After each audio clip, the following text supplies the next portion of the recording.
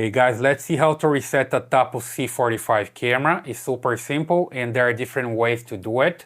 The first one is just come here to the app, to this gear icon and reset from here. So you can reset remotely. Just down here you see the remove button. That's the one. It's not written reset here, but it resets the camera to the factory default, right? That's one way to go.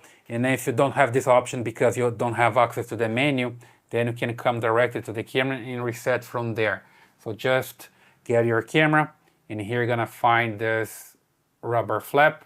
Then you can just open it and from here you're gonna find the reset button. You're gonna need a paper clip to insert here and reset.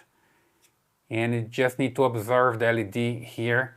Right now it's green, but when I reset it's going to flash red, right? If it's flashing slowly, that's because it's partially reset. If it's flashing quickly, that's the total reset or to completely wipe everything out, all right? And we just press here and count to 10 and you're going to see the LED flashing here. So let's go. 1, 2, 3, 4, 5, 6. Reset successful. Rebooting camera. Please wait. You see that took 6 seconds instead of 10. Most of the camera takes 10 seconds, right? But when you hear this message, because the camera is reset.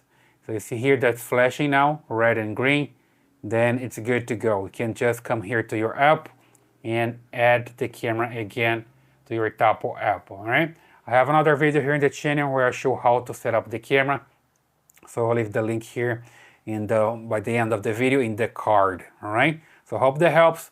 That's the way you can reset your Tapo C425 or any other Tapo camera using your cell phone or the button here to reset directly into the camera. So I hope that helps. Leave your comments here, subscribe to this channel, give your thumbs up, and I see you in the next one.